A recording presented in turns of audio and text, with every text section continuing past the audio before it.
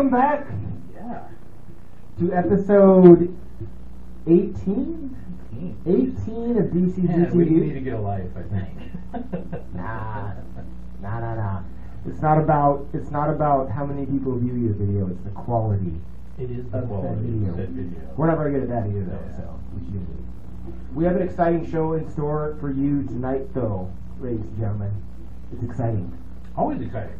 What is today? It's March 24th. Yeah. Right? 25th? 24th. 2021. We know that. 2021. Day 600 or so of the COVID. Yeah. The vaccine's rolling out. It's moving. Yeah. It's moving. And do you know what we got tonight? What do we got tonight? We got Crazy Eights. Sure. We got mystery whiskey.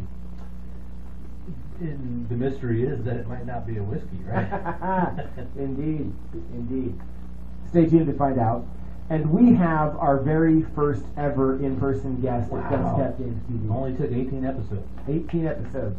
We are very excited to introduce, and you know what? Let's not even say his name until we introduce. Yeah, keep them all guessing. But a man with a very cool skill and a very cool set of interesting things to talk with us about. Nice. Yeah, looking forward to it. What else is happening? Anything else? We got some news, like always. Yeah, we got some news. Our Crazy Eights, we go back to the 80s.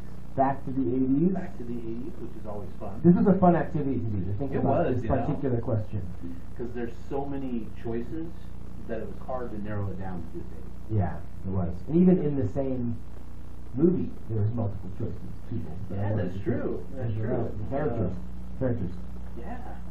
Well, let's take a little pause. Let's light the Mr. Holiday. Holy crap. Mr. Doc Holiday. Why Get can't the essence flowing. I remember our new routine, Charles? We talked about This is this only the second week. several times. Saint Doc Holiday, bless us, and this show. What do you think he's the patron saint of? Doesn't it say? Says I'm your huckleberry. Yeah. Patron saint of your Huckleberry. Oh, and there's no normal life, just life. Now get on with it. The patron saint of badassery. The patron saint of gambling and drunken gunfighting. Nice. All right, ladies and gentlemen, Like it. we'll be right back with our special guest. See you soon.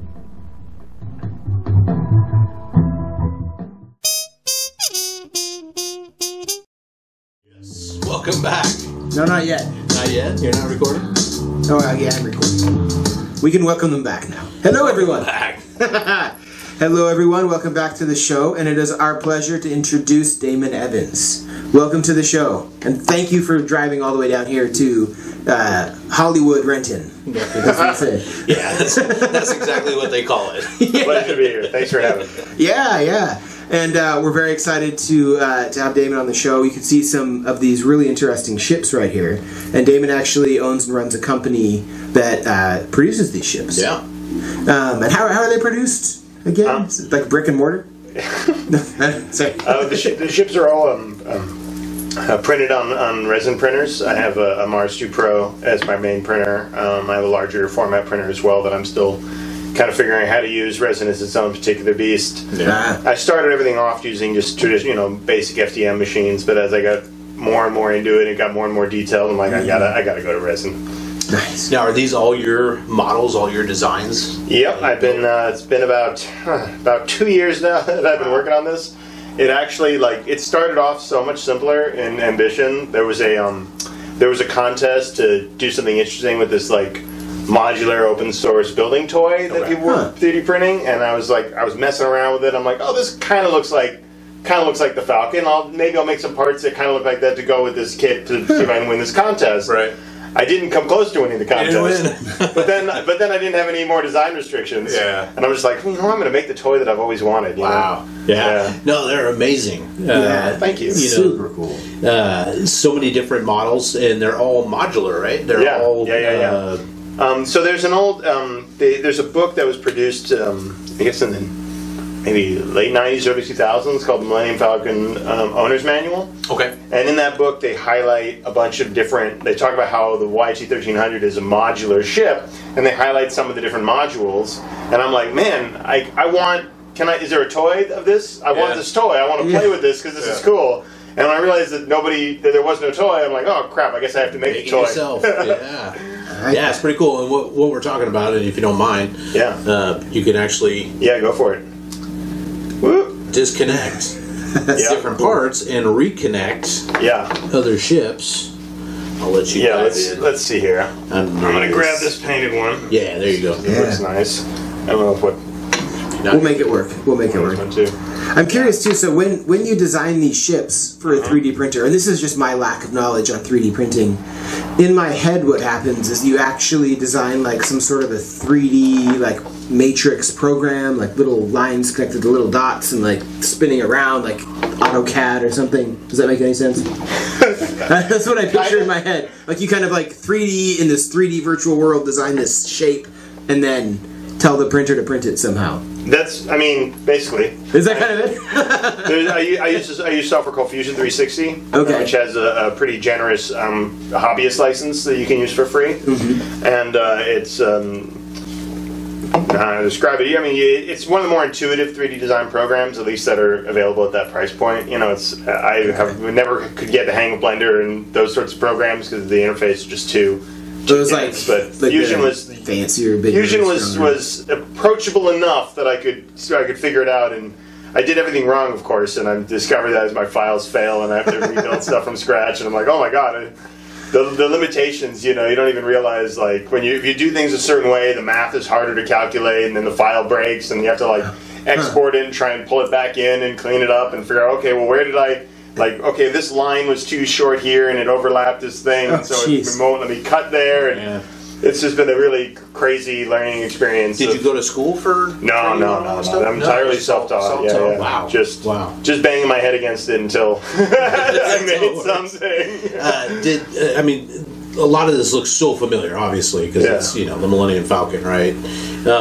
Was there some sort of modeling that you were able to grab and sort of not really, no. Like, to be able to mess with existing meshes is really its own skill. Okay. And it's really like hard to actually make that work. And plus, with the modular system that I was designing, I couldn't really, even if I could pull something from an existing file, I'd have to rechange so much to make it all fit together correctly that it didn't. I quickly realized that wasn't going to work. I mean, I redesigned the thing from scratch like 3 times in the process, just completely from the beginning because I messed things up so badly. Or like I changed the scale or didn't realize. Total labor of love, though, because you mentioned this was, you know, the toy you always wanted. So. It was exactly. Yeah, what a cool design. So, I have it. Are a lot of these just, you know, out of your head? Or were some of these like most of the parts that I have so far are pretty directly inspired from that Falcon owner's manual. Some of them I've had to reinterpret as different ways. Some of them, like this one here, is based on from the role playing game. That's X-Wing. Is that the game? No, well, that was from the old the D20 role playing game. They had an issue of Star Wars Gamer magazine #2. Oh, cool! That happened to have that had a section called Legacy of Starships. So they just had a bunch of different ships that they're canon because they're from their official source material, but they only exist as that one drawing. You know, which is like such a terrible bit of source like reference. For doing your own thing, you have to figure out so much stuff of how it works and how things really would go together and what sides would it really be because the angles are all wrong and it's not, the way it's drawn isn't quite match up in 3 dimensions. Well, there's a lot of interpretation, right? Yeah, you have that one interpretation, one perspective of something, and it's a lot of license. I like that. I do have a lot of there are a lot of little touches that I have come up with myself. Like for example, on this one, which I call the Mighty Quick because the fins, it's the fast one. I realized that it needed, I was working on the turret, and I realized, oh, well, this is the fancy one. It needs to be like a lounge.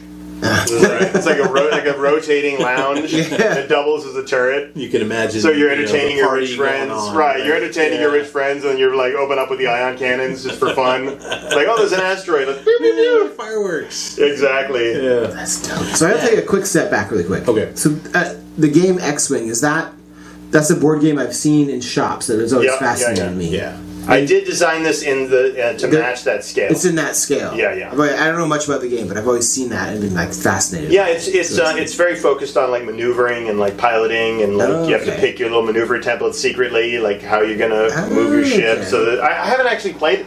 I've seen it and I like it, and I realized that as I'm making this, like, well, of course that's the scale I need to. Yeah, seems like it has a good market too, right? You know, it's decent. Like as I'm getting them out there, I think there's been some interest from that community. Although honestly, there's been maybe more interest from like the scale model crowd, who are maybe like probably about as crazy as I am with this kind of stuff that they build. So I think the next round of these parts, I'm probably going to be scaling up to 1/44 scale, about twice the size. Wow. And then I'll resurrect the interior that I have designed that just got really out of control to try and make it work for that small. But yeah, that's how crazy I am. I'm like, okay, like not only am I designing the interior, but I'm like, okay, well, like anyone who's looked at the Falcon for any period of time realizes that like the inside doesn't match the outsides. Nothing's gonna fit. Nothing works. Nothing goes where it's supposed to. You know, they call it the ship of riddles. Yeah. So like figuring out what are my, like everyone's got their own ways that they cheat around it to make it work when they're doing an interior of the model. So I'm like figuring out, okay, well, where are the areas that I'm going to cheat? How am I going to move stuff around? Where's, you know, I'm going to change up the turret. I'm going to like, is it going to be centered? What's the shape of the main hold? Is it a rectangle or is it a trapezoid? I'm in the trapezoid camp personally. I think that's better. So how many hours would you say? Well, like I think like, oh man, so many. Yeah. All the spare ones. Yeah. My wife refers to the ship as the other woman. So. Does she have a name? Falcon. It's I call them like. So as I'm working on it, I'm trying to think what I'm going to call the thing because I don't want to be, you know, copyright whatever as I'm trying to sell it. And I'm like, well, it's not really a YT 1300 because you can do whatever you want with it. So I'm like, okay, well, you can make it your own. It's not a YT, it's a Mighty 1300. Nice. Yes. Yeah. So now I became Mighty Freighter Co. And I name them kind of based on what they are. Like the basic tan one, I call the Mighty Basic, and the red one, the fast one, I call the Mighty Quick. And I'm working on names. You know, that's kind of my naming scheme that I'm working on. Nice. And how can people find you if they want to find you? They can find me on Instagram at Mighty Freighter Co. Mighty Freighter Co. Instagram. I'm still figuring out where I'm selling the files. I recently got set up on Etsy to sell files because it's a little simpler of an interface than some of the other sites I was using. Interesting. So you sell the file? Yeah, I sell the files. Okay. I have sold a complete kit, and I will do that for people if they want a complete kit. But it's definitely like it's more expensive. It's a bigger time sink, and people are all over the world. You know, so like trying to ship a kit to England is like, it's not, you're going to pay more for the shipping than you are for the thing. Yep. And so that's where like, okay, buy the files, have a friend with a Mars. Right. That's a fascinating economy, like that. Yeah. The files to 3D printers. Yeah, it is interesting. And then like I've also had to figure out how to like figure out the right way to support them so they print the bed, you know, so they can become pre-supported. Yeah. So I have to just throw them on your build plate and hit print. I mean, well, anyone who has one of these machines knows that it's never that simple, but basically you're able to set it up and print. Nice. Yeah. Well, hey, we're getting close to the break time. Yeah. So let's take a pause, and we'll come back and we can talk some more 3D printing, some more ships. We can have some secret Scotch whiskey. Secret whiskey. Talk some news. And Damon, you're not going anywhere, right? You want to talk some news? Yeah, sure. Do some crazy eights with us? Sounds good. Sounds good? All right. All right, see you in a minute. See you in a minute, folks.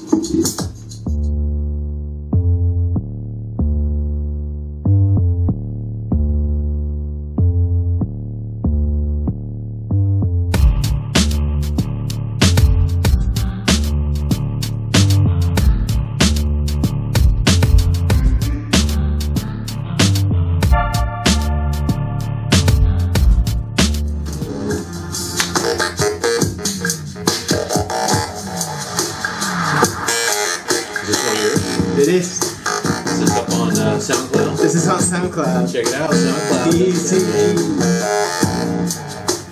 And we're back. Hello. Ladies and germs. Oh, don't insult our 3 people watching. Well, we're back, and before we jump into more conversation about these really badass ships, I want to play a little game with you guys, all right? Okay. So we got this bottle of scotch. Oh, it's in a fancy decanter. It's in a decanter. Now this scotch... I just can't wait. I like that. All right, so this scotch...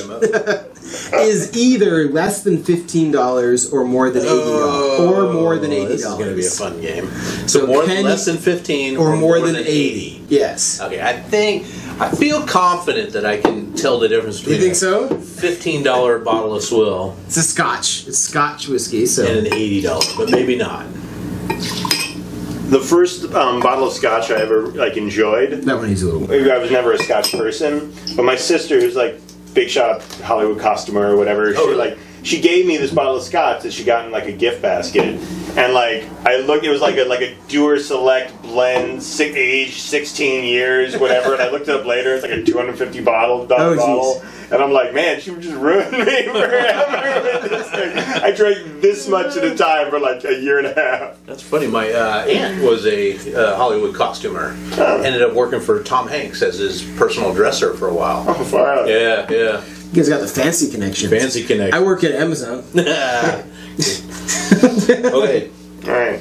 Not a lot of. All right. Not a lot of color. It's very pale. Yeah, it looks kind of golden. Sounds good. It sounds good. Oh, good. I didn't know that's how one could judge Scotch. That's kind of good. All right. Not a heavy nose either. Kind of like it.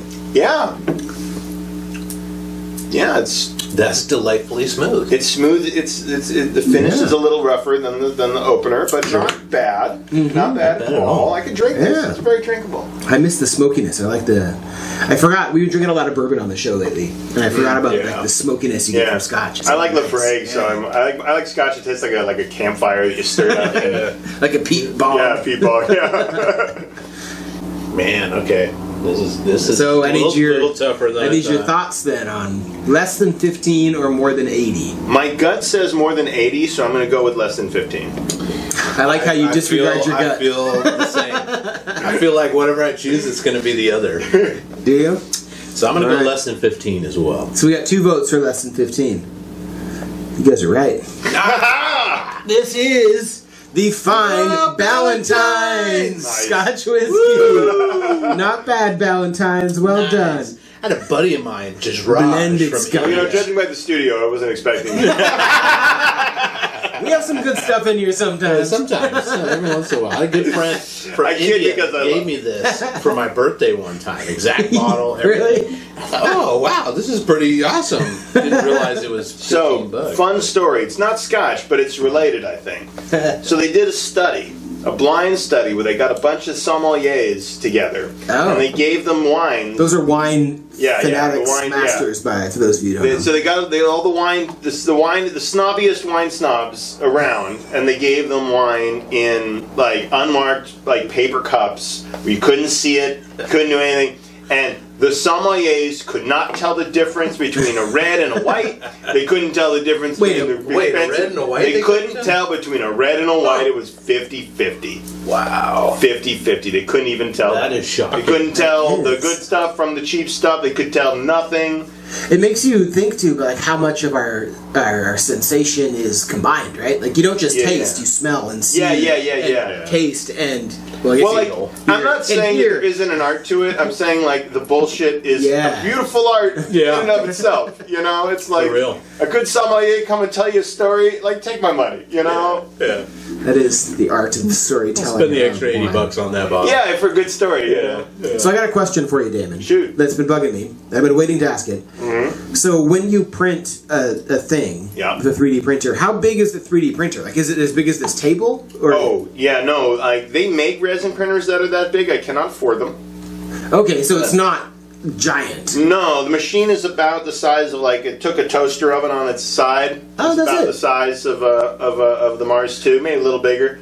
Bread box. So could a fully assembled ship be printed in it, or does it? You have to print it in pieces so that it doesn't. You need a place for the supports to go because the so when it comes out of the vat of resin, it prints it it's upside down for one. So there's a screen down here, and then there's the build plate. And there's a film of a special kind of plastic that's in between in this vat with the way you put the liquid resin, and it comes down and it cures. The UV light turns on and it cures one layer at a time, And as it pulls out, you have to have basically all these little support little rods that are holding it up, supporting as you pull it out. And where the supports are, it usually like messes it up and makes it. There are ways to do it better. Honestly, I'm not like I only do this, so I'm not not a master at supporting models. I've gotten a lot better, and I've figured out how to support my models. In the time that I've been doing it.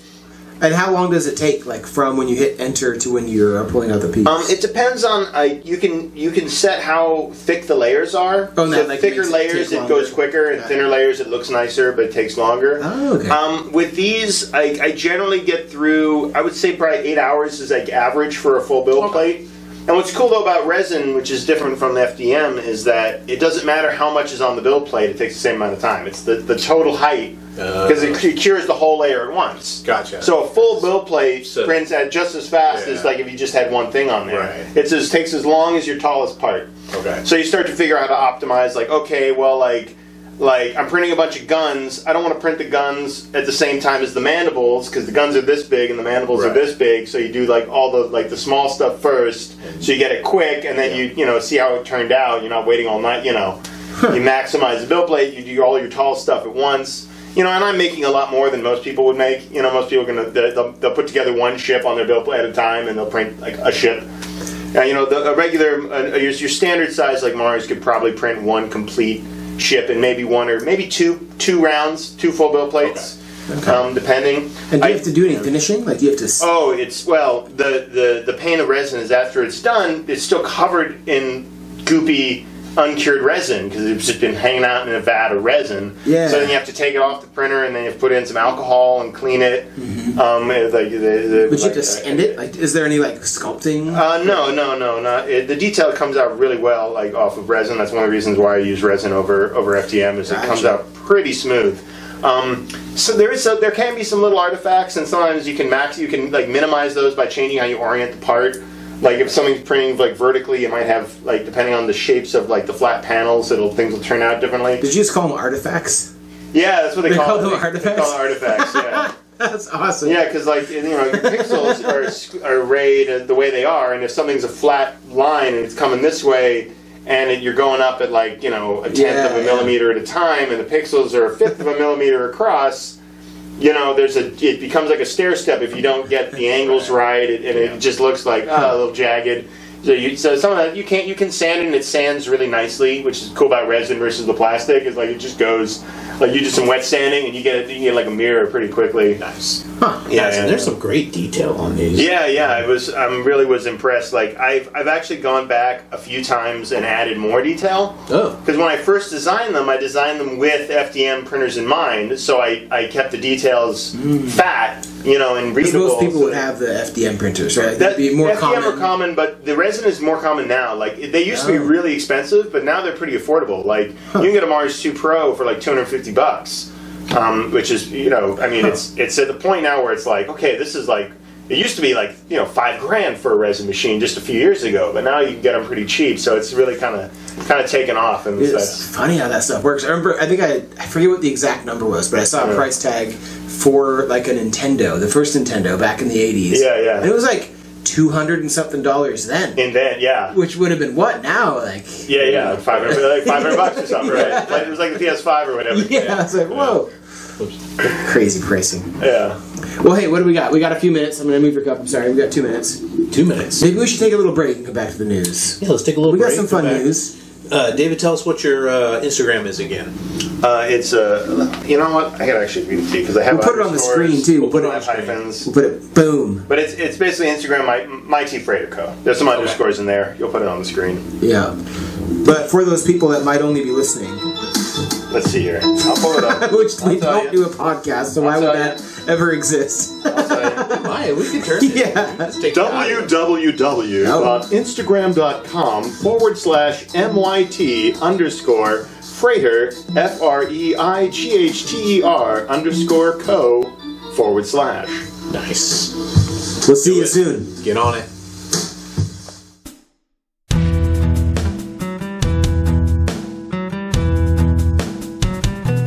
I don't know who that is. Diabetes. Diabetes. All right, we're back. We're back. We're back, and it's time for the news. After the news, we got our scotch on. Yeah, and congratulations, Damon and Charles, for passing the scotch test. You both identified a less than $15 scotch in less than 60 seconds. Well done. Yeah, you're obviously aficionados. That's we are not though. That's why we knew. Exactly. We realized that we were idiots. But I might add that to my resume.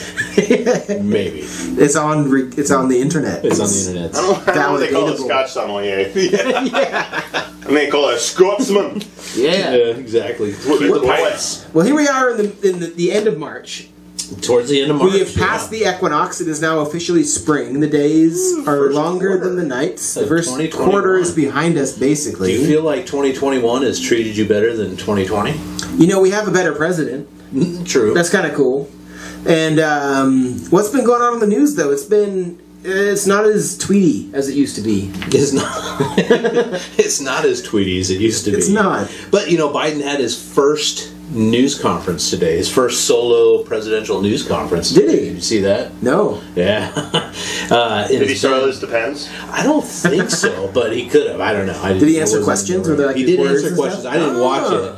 But it's Did been he sniff anyone's hair? It has been a little over 2 months since he took office, right? And he hasn't had a solo press conference since. That's kind of just weird, yeah. So, did you get any Biden stimulus money? I did not. Isn't that supposed to happen? Any Biden stimulus money? I got some. Did you? I did. I got $63. How do you keep getting? But I have to split that with my ex-wife, so I get $31. I'm at the weird line. Did you get some Biden money? I did. I got my check. You get your check? It was my direct deposit. It was sizable. It was a direct deposit? They bought it? Nice. Yeah. Well, that's how I do my tax returns. So. Yeah. Hell yeah. I can dig it. Based on your 2020 or 2019? 2020 if you filed, which I did. Yeah, okay. Which worked out well because 2020 was a shitty year. Right? Yeah. I was out of work for most of it. No, man. Dude, you've had some hard hit in the pandemic. I've been kind of blessed sitting at Amazon. Yeah. Exactly. Sitting in this super cozy seat. Yeah. I had a contract that I do project management for my main gig, and I had a contract that ended right before the pandemic. Oh fuck. And I had other ones that were lined up, and they're like so excited to hire me, and then it hit, and they're like, "Nah, all the projects are canceled, and so we got to give it to people on the bench before we bring on anybody new." Yeah. Tough times in 2020. And it was a lot of time to work on my spaceship. Okay, Yeah. Well, I hope I got that juiced unemployment, so it worked out, you know. well, and that's like, for, I don't know. I don't know the stats. I'm not any kind of an economist, but there has been a lot of time for us all to sit down and think for a year. A little too much time for some. Right? But I think that'll yield some interesting things. Like a lot of people have been up to really creative, cool stuff and had the time to do it. And do more of what they appreciate. So there's always a silver lining. It's not, I've started not a writing good again. Thing. Yeah. Which is crazy. So, yeah. Well, you know, like, good things grow from shit. It's good fertilizer. It's true. You know, it's good fertilizer. Yep. That is true. Absolutely true. The cycle of life and decay. Hey, mumble away. Hey. But other than that, I don't really know. I got some funny news for us. I got a whole slew. Funny news. You want some funny news? You know, and this isn't funny, but this is just aliens keep coming up. Okay. Aliens keep coming up. And hold on. From Honduras? Right. No, like it keeps coming up in the news. In caravans. That there is a rumor. Okay. That there's going to be a whole bunch of information declassified very soon. Oh. Within the next month or so. Yeah. Former Director of National Intelligence, John Ratcliffe, has mentioned publicly that there are ships that they've seen, or things that they've seen, travel faster than sound that did not make a sonic boom. And they have these things recorded. And they're going to be releasing this information. I feel like alien disclosure is on the horizon, gentlemen. Yeah. I think it'll happen. You know, I do find it interesting that a lot of these sightings that they have, evidence of happen to coincide time-wise right around the time they were doing all the LSD experiments. Well, the funny thing is, and I think a comedian already said this, it's always some friggin' dumb cracker that gets abducted, right?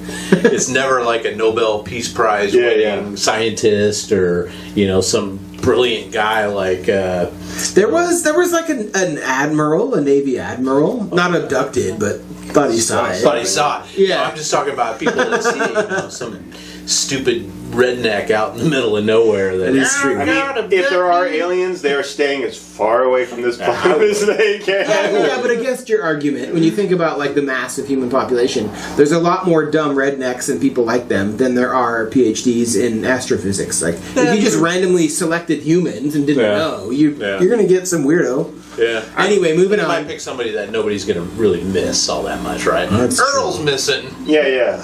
That's true. Well, let me go ahead and bring on the walrus news, because I feel like it's time. Oh yeah, we need walrus news. Cuckoo Kajube. Yeah, so a walrus made the news in this last news cycle. Okay. And we have a walrus costume up there onto the garage line. This walrus fell asleep on an iceberg in Antarctica. Okay. In the Arctic Circle, and ended up in Ireland. This walrus. Wait, he fell asleep in the Arctic. In the North Pole. In the North Pole. On a sheet of ice, and slept so long that somebody captured this sleeping walrus. Know that the guy slept the whole way? They know. They hibernate probably, right? They probably hibernate. Maybe they do, maybe they don't. But a walrus was found floating on the ice outside of Northern Ireland. Yeah. And people were like, well, this walrus must have come down from... Fun fact, walruses whistle. Do they? Yeah. Whistle. Yeah, we saw one at the zoo one time, and I was like, oh, they whistle. Interesting. They're big. They're scary animals. I wouldn't want to be close to one. All the time. That sucker was big. Yeah. And they're just kind of like a big sack of like blubber, right? That's kind of all they are. Yeah, and giant teeth. Yes. Let's not forget the giant teeth. Don't forget the teeth. Tusks, I guess. They will take you out. In other news, speaking of teeth, did you know there used to be Saber-Tooth anchovies? What? It's true. What? They used to exist 40 to 50 million years ago. Anchovies, or were they? They were up to a meter long and had one massive fang protruding from their upper jaw, and they were from the anchovy family. Yes, like a unicorn fang. Just like one sticking out. That's true. That's a good unicorn. It's like a chupa chovy. They used to exist. They found fossils of giant. Wait, everybody, pause that because we say it again. A chupa chovy. That's coined. You can't copyright it. Copyrighted, everybody. You can't steal that. Chupa chovy. All right, bringing it back to animal news. Okay. So did you know that every year the Cadbury company has a Cadbury Bunny Award they give to an animal?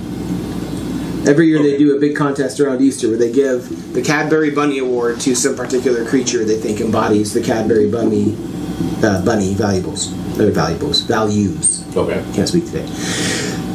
For the first time in 2021, it was awarded to a woman, a tree frog, an Australian tree frog, a female Australian tree frog won the 2021 Cadbury Bunny Award. For Easter?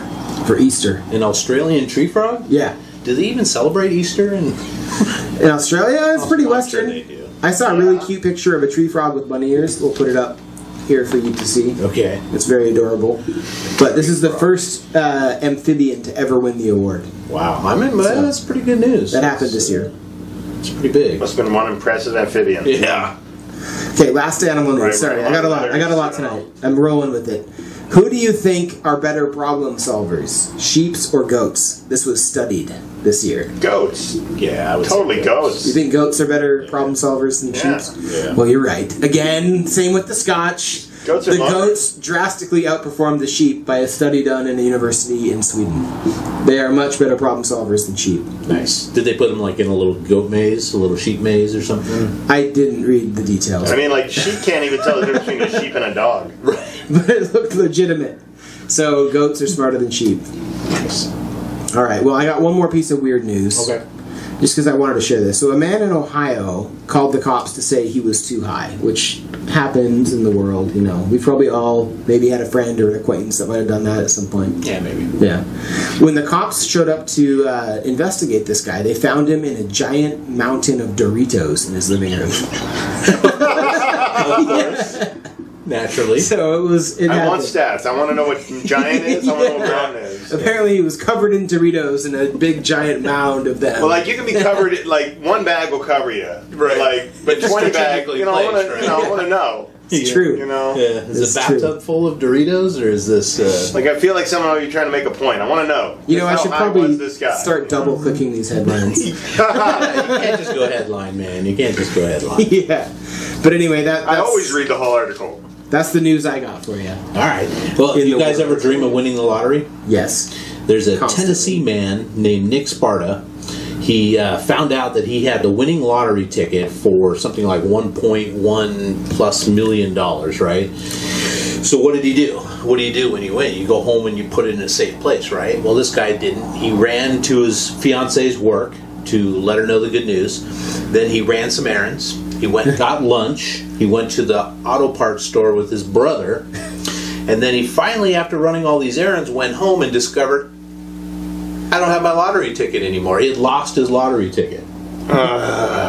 So, $1.1 million. He must have found it. You want to shoot yourself in it. There is a happy end. Only one way the story He can did end. spend the rest of the day, retracing his steps. He found it in the parking lot of the auto parts store, sitting there, unmolested, didn't blow away, didn't get picked up. So he won the lottery Nothing. twice, you're saying? Won the lot. That's exactly what I was going to say. He won the It friggin' was just lottery sitting in a twice. puddle, like in the auto parts Just shop sitting parking in the lot. auto parts man. store, and it was a blustery day.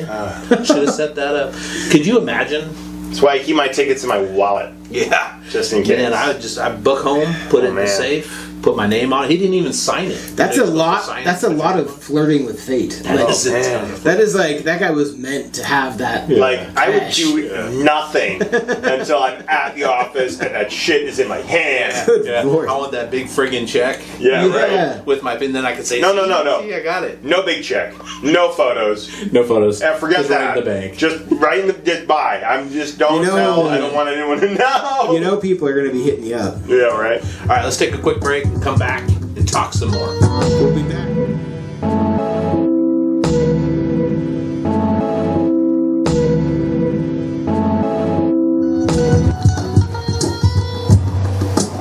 Is that you again? That was me. That was me. SoundCloud. SoundCloud, Duncecat Productions. Was that you actually playing the guitar and recorded over, or was that like a pre? No, I was playing that guitar. Okay. I was jamming that guitar. You know, it's funny. I've been feeling a little out of purpose lately, in that I've been off my creative path, and I realized that I'm not playing music really anymore. Yeah. Like, I need to play some more music in my life. I He miss. says as he holds that $15 bottle of Scotch. I'm gonna get the band back together, Charles. Okay, I'm getting the band back together. Get the band back together, dude. Anyway, can I do my thing? Because I think it's time. Yeah, it's time for. It's time for Crazy Tessa. What do you think? Was that all right? That's pretty good. That was pretty good. That's all right. Sure. I usually mess it up, you know. We'll accept it. What are we doing tonight for Crazy Eggs? So we had what I did, I don't know if you guys did it, I did great 80s action heroes that we need today. Great is that 80s action heroes that we Or need did you today. guys just do great 80s action heroes? I did it from the needs today perspective. Yeah, needs today. Okay, I yeah, put a yeah. lot of thought into it. Did you? All right, All right. all right, cool. Okay.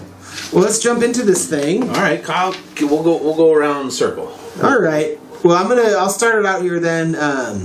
My first one was Emmett Brown Oh, from Back to the Future. hell yeah. I feel like we need some time shifting because things been getting a little funky. We need somebody to go back to Christopher Lloyd. 1955 and Yeah, fire somebody. shit up, right? Are we doing actors or characters? Because I thought we were doing actors. Oh, Characters? I did We do characters. actors too. Oh. I don't know who played Emmett Brown. What's his name? That was Christopher Lloyd. Yeah. Okay, cool. I know I have roles in mind for the actors. Okay. so. Okay, good. Yeah, so that's where I went. That was my number 8, I guess. All right, right on. Bottom one. My number 8, I did not have, and I should have because I love the Back to the Future. But I had Axel Foley. Oh, Beverly Hills Cop. Yes. So I just feel like today we need a friendly, African American hit cop, right? Dude, and he can investigate. He got to the bottom of He got shit. to the bottom of shit. Yeah. He figured it out, right? He was Yeah. kind of a badass. So yes, a little Axel Foley. Dude, yeah. Nice. I dig My it. number I'm gonna 8. fall for that So- banana in the tailpipe. So, like, right? Everybody, like, I was trying to, like, not have the people that everybody would have on this list. The unknown. So for that reason, I had to go with some of those people because, I mean, you can't not. Right. But I put them at the bottom, not because I don't love them, But it doesn't have to be in any particular. We won't hold you to any order. So at the bottom of my list, where I'm starting, I feel like it's only up from here. Bruce Willis. Oh, which one though? Are we talking Die Hard specifically? Yeah, John McClane. But Die Hard, mainly Die Hard 1. Yeah, because and the reason why I think what I love so much about him and what's so missing today in action movies is he was so human. Yeah, he was so vulnerable. He got his ass beat constantly. He's like complaining the whole time. Right, like you and me. In right, we don't have that. And Everyman doesn't exist anymore. Even Bruce Willis isn't Bruce Willis anymore. When he was trying to make amends for being a shitty dad, he showed up with a giant stuffed animal. He's like, "I'm gonna come see you." Yeah. That was 2 or 3. That may be in 2. Oh, was that 2 or 3? But he was flying out because he was kind of estranged from his wife. Yeah, right? She was in L.A. and he was coming. Yeah. Wasn't one with the limo where there was the big stuffed animal? Am I totally fucking this up? There was one. That wasn't one, but I don't. He had the guy the limo driver. He was the one that brought the bear. I don't remember the bear. But I know there was a limo. Yeah, I remember the limo driver. Yeah. I'm probably mixing them up. I'm honestly probably squishing them up. Limo driver's getting it on. Every other Christmas we watch Die Hard. Yeah, total Christmas movie. Yeah. Look at this. 3 people that agree with that it is a. Well, that was my number 3. So just. All right. Well, we'll go to my next one. My next one is Ferris Bueller. Okay. Just because I thought he was needed. The whole the problem is, well, I don't remember the quote, but if you're taking life too seriously, it's going to pass you by. Yeah. Just that idea of slow down, enjoy what's around you, especially in times like this. Find the joys in life. Ferris Bueller, take a day off from school and go dance on the moving parade. On the parade. Yeah, what you going to do? Ferris Bueller. All right, well, my number 7, I stuck with more action-y guys. He's action-y. All right, he's action-y. I went Mad Max, man, because, you know what? The world is turning into a friggin' apocalypse. We're going to need somebody that can handle this shit, right? Cruise around the desert in his AMC hot rod with his badass dog and his double barrel. I'm sticking with that dude. Yeah, I feel like it's a warning.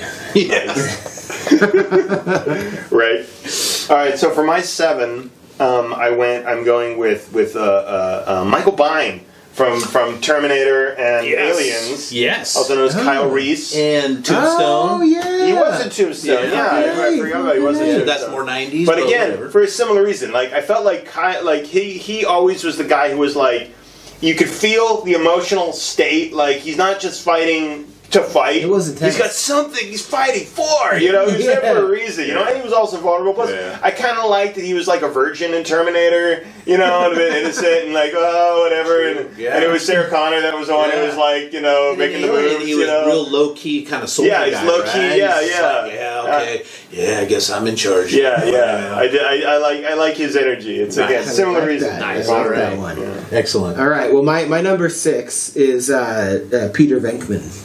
Okay. I think we need some Peter Venkman. Action. We need a little Bill Murray. We need some levity. Kind of goes with Ferris Bueller a bit, but I'm thinking we need some Peter Venkman in 2021. Nice. That's how I feel. All right. Well, I'm going with the untoppable Kurt Russell as McCready in The Thing. The Escape from him. No, The Thing. The Thing. The Thing, man. Oh, yeah.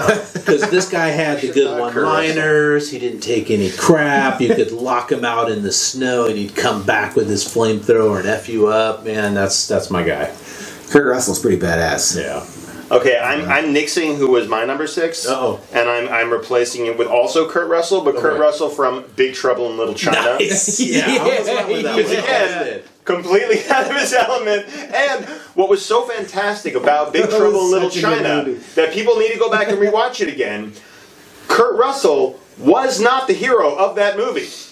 The Chinese dude was the actual hero of that movie. Kurt Russell was just there, and for a movie of that time to have the white dude, but have him be an idiot who's completely out of his element and him not actually be the hero of the story, pretty fantastic. Yeah. Hell yeah. Well, I gotta pass my number. What would it be? 5 to you because I did Axel Foley. You got Axel too. I got Axel too. Okay, awesome. I got Axel in there. All right. Well, my number 5 was one of my 2 Arnold Schwarzeneggers. I went with Conan the Barbarian because he's just a big brutish fighter that destroys evil, right? And he just wants the girls and he wants the treasure and really. Conan, what is best in life? I feel like that movie had a disproportionate impact on my childhood. Like the vanquished enemy. Yeah, like driven before you and hear the lamentation. Yeah, just that like weird, and the scene with the mirrors with that weird like blue chick or thing that was chasing him. Yeah, you guys with me on that? That I don't know. That's like a visceral memory in my head. Okay, I need to unpack that. Yeah, you need to watch it again. I think. Yeah, there you go. Alrighty. So what do we have? 5? Yeah, 5. Okay. Yeah. Going deep cut here. Deep cut. Okay. The ineffable Tom Bosley, who you may know from Rocky Horror Picture Show as Brad.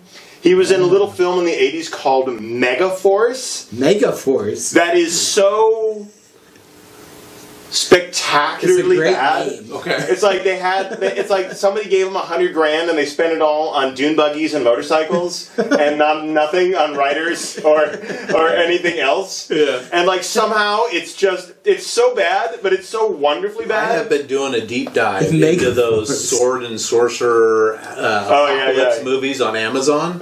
You know, like Deathstalker. Deathstalkers, yeah. You know, all those with the chicks with the barbarians, but it's all post-apocalypse. But like, I like Tom Bosley's character, and I don't remember the character's name, just because he was like, again, like there's something about like a complete idiot who kind of like weirdly represents like him as the face of sort of like American imperialism, whatever for it. Like it's so ridiculous, and it's so like nothing makes any sense. And like, who are the good guys? Who are the bad guys? I don't know. I don't care. Whatever. He shoots some stuff. The 80s will always really remember it. That's such really appropriate for today. Beautifully aesthetic pieces of art. Alright, man. I want to see Megaforce. Yeah, I'm writing that one. Yeah, that's on the short list. Thank you, Damon, for that. My next one is very. My number 4 is very. We're all gonna know is John Rambo. He's got to be in there. We need a John Rambo in there. You know, he killed a lot of people. He did kill a lot. He was bringing the revenge of the Vietnam experience back to the people. Yeah, and the mistreatment of veterans. Are we talking First Blood or Rambo? The very first one. Okay, is what I was thinking of when I put John Rambo in there. But we can't do this without including him. Yeah, like I love how have to. like the subsequent Rambo films were such complete ridiculous genre-bending left turns from what the original movie was. It didn't make more sense. Let's do a tight little piece about a guy with PTSD, dealing with horrible cops and stuff in a small town. Yeah. Okay, this makes sense, and then. Let's give him more guns and send him back in the jungle. Like, whoa, that is so 80s. With bow and arrows that blow up. Yeah. And hillsides full of people to become corpses. All right, well, my number 4 is another Arnold. I went with Dutch from The Predator. Oh, yeah. You were talking about aliens before. Hide in the mud. We need somebody that's going to be able to come in and take out when we get invaded, right? Yeah. He was able to take out a predator. Not that many predators, but a predator. He knew how to hide in the mud to avoid thermal detection. He did. Okay? Well, he figured that out. Yeah. Yeah. That's important. I'm going to suggest a quick little break, and then we'll come back and finish out. No, let's give Damon the last one, because then we'll have a top 3 next. Okay, the final. Okay, so my number 4. Let's see here. My number 4. Okay. Is another my number 4, I'm going with Brigitte Nielsen, aka Red Sonja. Yeah. Because like she was an enormous fit woman who was kicking ass the entire movie, and like she was hot, sure, but like it was never ridiculous. They never like leaned into the bikini thing or whatever. Like she was a great, like so much fun. Is it called Red Sonja? Red Sonja, yeah. It was basically Conan 3. Yeah. Like Arnold was in it. Arnold in it. Yeah. It was basically Conan 3, but they didn't have the rights were weird. So yeah, but she was fantastic in it because if we need like more like strong badass women with swords kicking ass, yes. Always. Yes, always. Yes. Bring it. With that, we're going to come back to your top 3. We'll see you soon. Ladies and germs, we are back. Keep insulting our 3 or 4 audience members. Well, is the germs bothering you? Should I say gentle? COVID? No. Not anymore. I should. Yeah, you're right. All right, we're in the middle of Crazy 8s, everybody. It's the top 3. It's top 3 time. Top 3 time. I'm up first still, right? Kick us off. All right. Number 3, Riggs and Murtaugh. Oh, we need some Riggs and Murtaugh in our life. Okay. Just because This was pre Mel Gibson anti-Semitic rants, right? Well, I don't and care Danny what Glover they did that in could the still past. stand up. You know, we're all going to get canceled as soon as they realize eating meat is shitty. So we're all in the same boat. Let's just not let the past ruin everything. I mean, I still have a great affinity for Mr. Gibson. Well, How far have you got? How many movies have they made with those two? I thought just 4. Is it Four? four? I think 4? I thought it was just 3. Is it just 3? It's 4 or The 5. third one like was Joe Pesci or whatever. Third He was in, Joe Pesci. He was in, maybe he was in the second one too. He was in a couple of them. Yeah. Joe Pesci's character was in a couple. I just remember Mel Gibson going crazy on the beach, like, I can't handle myself, I'm going to kill everybody. Running around. And I don't know, it was inspiring. Funny thing about Mel Gibson, when you look back at his catalog, like, dude really liked getting tortured.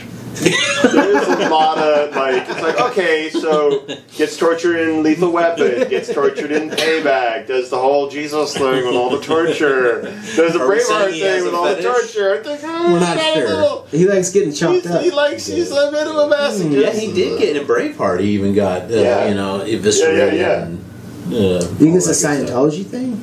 no, he's Catholic. I thought he was Scientology. No, he's hardcore Catholic. Oh, really? Dangerously so. Yes. Oh, he's not in Dangerously the Catholic. Tom Cruise. No. No. He's a whole different club of crazy. Yeah. Yeah. Okay. Both are crazy. Both crazy. Different crazy. Probably on equal spectrums, but yeah. Well, he was good in Lethal Weapon. Yeah, I give you that. My number 3 was John McClane, so I'm going to kick it over. Okay. Well, my number 3, I'm also going to Beverly Hills Cop, but I'm not going with Axel. Oh. I'm going with Judge Reinhold, specifically from Beverly Hills Cop 2. Oh man, because I gotta recall this one. So what I loved about him, particularly in that movie, so like Judge Reinhold, sweet guy, kind of nice guy, caring, but then there's that great scene in number 2 where he's got the trench coat and he opens the trunk of the car and he gets 2 shotguns, like, you never have too much firepower. Like, yes! That's so great! It's so against time. And he's just like, goes in there and just like, oh, this goes full on! Because Judge Reinhold's always going to be Brad to me with that stupid pirate hat in Fast Times. Yeah, but just like, it's just so against time, him with his aviators coming around corners and blowing crap. Him and his partner were there and they were taking heavy fire and they were down and they started talking about Butch and Sundance and the entire Bolivian army up there and stuff. Yeah. Something like that. Yeah, he's like, I was like, yes! Nice. Dope. Well, I gotta pass it back, man. My number 2 was Mad Max. That was my number 2. Okay, all right. I'm passing it around here. All right, well, my number 2 is, I think the only female I had on my list, unfortunately. Don't hold it against me. But I had Ripley from Aliens. Oh, good one, yeah. Not Alien, but Aliens. Right? Okay. With Bill Pullman, oh man, game over, man. And all that. So, Ellen Ripley, man, just kicked ass. They wiped out that entire platoon of Space Marines, and she was able to take on the Queen, and all that. And that epic line in the suit. Get away from her, you bastard! She took the 2 weapons. I don't know what it was. Yeah, the flamethrower. And she taped it to the pulse rifle. Strapped it on. With the grenade. Yeah. I'm like, I ain't fucking with this chick, man. She was badass. Yeah. She was my number 2 too. It was so so great, and like badass mama that will fucking rip you to shreds if you get between her and her kid. It's like yes, let's have more of that, please. Totally. Well done, 80s. All right. I gotta pass number 1 too. It's John McClane, man. Oh, all right. That was my number 1. All right. Cheers to John McClane. Cheers to John. My number 1 greatest action hero of my youth, Indiana Jones. Right. All right. Yeah, we needed him on. I'm Whip, glad you brought him into the pistol, the equation. The archaeology, the traveling the globe, the punching out the bad guys, taking it on the chin, beating up Nazis, running from the boulder. boulder. You not like that dude. You can't him and Bruce Willis gave each other a run for their money for who got their ass kicked better. And they were both really good at getting their ass kicked. Yeah. That's for sure. I think Bruce Willis takes it. Maybe he had to step on glass. Yeah, the glass. The glass. Yeah. That one still hurts my feet. That's true about that scene. Okay. All right. All right, Damon. So here's my number 1. 3 words. Rowdy. Roddy Piper. Was he in a movie? Oh yes, them. They live. They live. If you have not seen this movie, see this movie. It's called They Live? It is more pertinent today than it was at the time that it was made. Yeah. It's a movie about he's like a working man who's also homeless, who lives in a homeless encampment because he's been out of work for a while, so he's working on a construction job, stumbles across these glasses, and when you put on the glasses, you can see the reality. And he looks at money, and instead of "In God We Trust," it said "This is your God." And you look at billboards, and it's underneath it's like "Consume," and you look at the politicians on the TV, and they look like these crazy aliens. You can see the little like the drones floating. Yeah. I have not been here with you guys before. And, It's Childs from I can't remember. Keith David. Keith David. He's in it as well. Yeah. And they kick the shit out of each other. Oh in man, an alleyway it is such an amazing film. Boy, today do we need those glasses. Yeah. Well, I feel like you barely even need the glasses anymore. The aliens just coming right out. You don't even need the special. It's kind of a class thing too, right? Because most of the aliens were like they ran everything. They were the rich ones. Don't mind me. Oh, what are we doing? Calling my daughter because she called me. Yo. Hi, Nevaeh. How are you doing? I'm good. Why'd you send me the freaking voicemail? Because I was in the middle of filming a show and I couldn't answer it at that particular juncture. Oh, my bad. Where are you? Oh, I just stayed after practice. You coming home? No, I'm walking right now. Okay. What's up? I was telling you. That you're coming home from practice? Kids. Yeah. Kids. Can't sell them legally. Jeez, Dad, act different in front of your friends. I love you, Nevaeh. I'll see you soon. Yeah, you better. Bye. Wait. What? I'm hungry. What's for dinner? I got chips and bacon and rice cauliflower. I'm good with that. Alright, cool. Okay, cool. Easy. Yeah. Bye. Bye. Bye, Nevaeh. I don't know who said that, bye-bye. Alright, guys. That was my daughter Nevaeh. She's amazing. And that was our Crazy Eights. So we're going to come back. Wait, do we have to come back? We can do it. No, we got to come back. We're going to come back and do a nuts question and then take you home. Let's do that. We'll see you soon. Oh, what the shot is.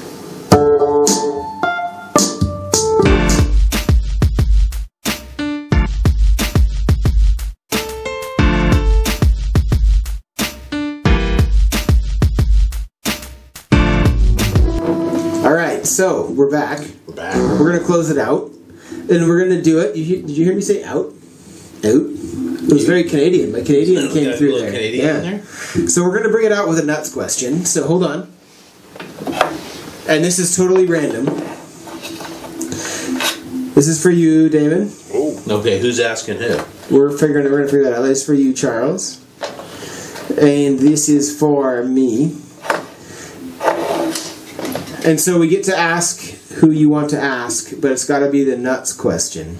Should we throw it to two other, so both of them have to answer? Sure, let's do that. Yeah, do that? I can dig it. All right. For 11:11. All right, hit me up. Okay. Start us out, Charles. Bring it home. Kyle. I feel like we had this question not that long ago, but that's okay. Would you love an exact clone of your significant other the same as the real thing? Would I love a clone of my significant other? Exactly the same as the real thing. I'm going to say yes. Okay. I would. As long as they got along with each other. That'll be my caveat. But yes, absolutely. I would That's love... very low odds. I would love... Yeah, that is very low odds. If they hated each other, and most likely they would. I mean, my guess... No, if they were exact clones, they might be, bestest friends. Cause I think that Have would be great. Have you ever known anyone that was just like you? No. Yeah, it doesn't work well. If they got along, I would love that, because then I'd get all the double of the things I love. That would be amazing. It's like twins, right? All right, same question. Okay. Would you love an exact clone of your significant other the same as the real thing? Well, my wife is probably watching this. Could there be two Nicoles? You know, if they're like honestly, she'd probably be pretty stoked to have a clone that she could send to the store for. Yeah, that's so sure. That's what I'm thinking. We got That's chores. great. Let's go. Yeah, half the work. You know, that'd be great. You don't have to work half time. Fantastic. Yeah. So I guess the question ultimately is, you know, do you believe that significant other has a soul and maybe the clone doesn't? Kind of a thing. Yeah. But man, You're getting deep, Charles. We're meat computers. Deep. We're meat computers. You get deep. All right, Damon. New question for you. Oh. Why do humans have such a strong urge to distract themselves from the real world? I'm sorry, what? Why do human beings have such a strong... You heard me. I see what you're doing. Why do they want to distract themselves? Why do we want to distract ourselves? I think we want to distract ourselves because we have... we've essentially spent the last couple thousand years building a really elaborate rat maze for ourselves.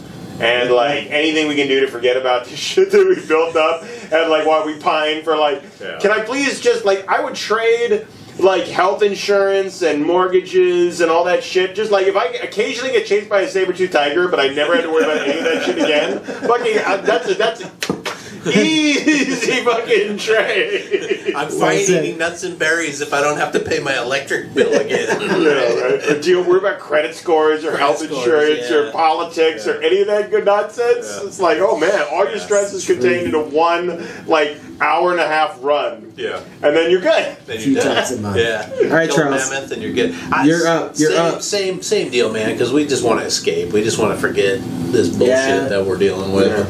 It's true. That we can't get ourselves out of. Because, I mean, you can be the crazy guy that lives in the park, right? And not have the mortgages and the insurance and all that stuff, but you're just the crazy guy in the park, so... That's true. And how much good does that get you? Yeah. Okay. Yeah. This one's obvious. I mean, really, I don't even know what, is less is more a first world problem?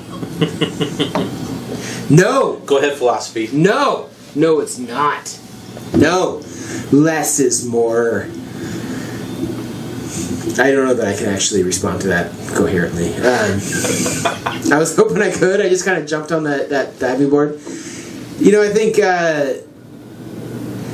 it's definitely just a first world problem. Sorry, I think so too, because most of the third world, I mean, you're scratching out, a very basic living, right? Your food, shelter, water. And what would you want less of? What would I want less of? If you were living in the third world and you had to fight for food and water, what would you want less of? Less mosquitoes, less malaria, less dysentery, less suffering, less missiles landing on our on our roofs.